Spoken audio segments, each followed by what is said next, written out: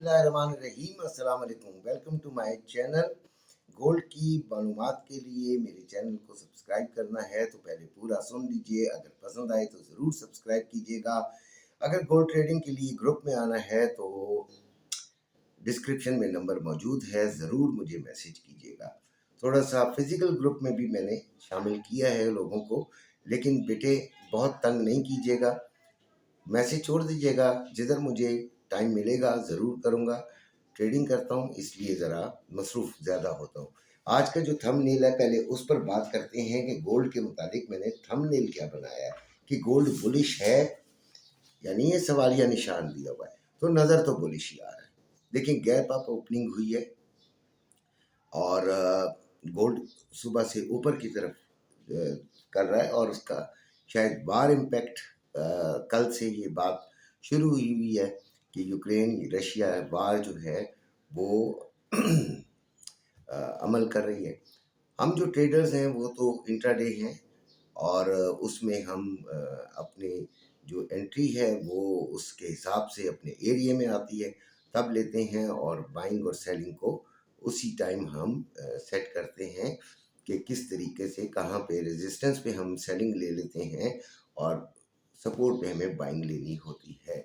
लेकिन हम कंफर्मेशन करने के बाद लेते हैं, लिहाजा हमें इन बॉर्ड्स वगैरह से कोई इतना ज़्यादा फ़र्क नहीं पड़ता क्योंकि एसएल हमारा लगा हुआ होता है और शुक्र अल्हम्दुलिल्लाह एसएल की नौबत ज़रा कम ही आती है और हमारे लेवल्स सही कामयाब होते हैं क्योंकि हम हर चीज़ पर नज़र रखते हैं। अभी फिज़िकल गोल्ड वालों की बात करता हूँ तो 3300 तकरीबन 19-20 पे चल रहा है इस वक्त और 3,44,400 रुपये में बाइंग और 3,46,400 रुपये में सेलिंग हो रही है। जबकि रवा जो है वो 3,42,100 रुपये में बाइंग और 3,43,100 रुपये में सेलिंग हो रही है। आप लोगों ने नोट किया होगा कि जब कल ये खबरें शुरू हुई तो काफ़ी ज़रा गहमा गहमी हो गई कि जी गोल्ड बहुत बढ़ेगा बहुत बढ़ेगा।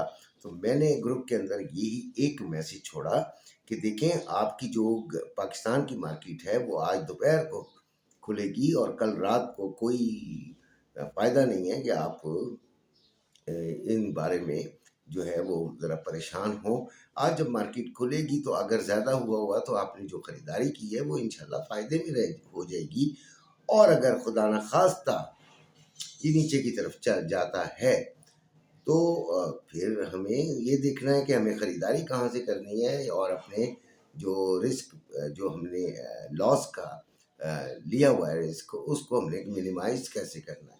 यही चीज़ें होती हैं, हमें इन चीज़ों की इतनी परवाह नहीं होनी चाहिए। हम बहुत ज़्यादा जल्दी परेशान हो जाते हैं कुछ अफ़वाहों से, कुछ देखें सारा जो काम होता है वो वॉर वाले कोई बम गोल्ड पे नहीं गिरा रहे होते। एक्चुअली जो रिटेलर्स और जो इन्वेस्टर्स हैं वो जिस तरह का असर लेते हैं वैसे ही मार्केट चलती है।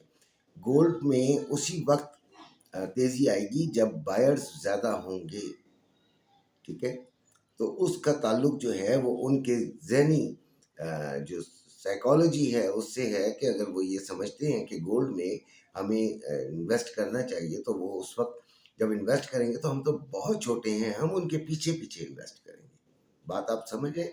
यानी हम मार्केट को देखकर इन्वेस्ट करेंगे। वो पहले से ये सोचकर और क्योंकि उन तक खबर हमसे कहीं पहले पहुंचती है, बहुत पहले पहुंचती है। जब तक हम तक खबर पहुंचती है मार्केट अपना असर दिखा ही चुकी होती है। अब देखें ना गैप अप ओपनिंग हुई है, एकदम 3305 के करीब जाके ये मार्केट ठहरी और फिर वहाँ से भी एकदम ऊपर चली गई। आप में से कितने लोग हैं जो उस मार्केट को फिर पकड़ सके? बड़ा मुश्किल हो जाता है और ज़्यादातर अच्छा मेरा रुझान अभी भी आज भी वैसे सेलिंग साइड की तरफ है कि मैं इसको सेलिंग की तरफ देखूंगा। अच्छा मुख्तसर सी वीडियो बनाना चाह रहा हूँ इसलिए आपको लेवल सबसे पहले दे दूँ। रेजिस्टेंस 3322 से 30, फिर 3352 से 60। देखिए 3322 से 30 सबसे इम्पोर्टेंट है। अगर इससे ऊपर ये H1 कैंडल बना लेती है मुकम्मल अच्छी बॉडी के साथ तो फिर आप ये समझें कि ये 3350 तक और 60 तक जा सकती है और उससे ऊपर वही H1 कैंडल बनाएगी तो फिर ये आपको शायद 3400 भी दिखा दे। तीसरी है 3385 से 92, ये भी तोड़ देती है तो फिर तो इंशाल्लाह आपका काम ज़बरदस्त हो सकता है जिन्होंने ख़रीदा हुआ है। नीचे सपोर्ट जो है वो 3305 से 3300 इम्पॉर्टेंट तरीन है, ये इस वक्त इम्पॉर्टेंट तरीन है। और फिर 3288 से 3280 और फिर तीसरी 3255 से 3250। इसी के साथ अपनी वीडियो ख़त्म करता हूँ। अपना ख्याल रखिएगा। अल्लाह हाफ़िज़।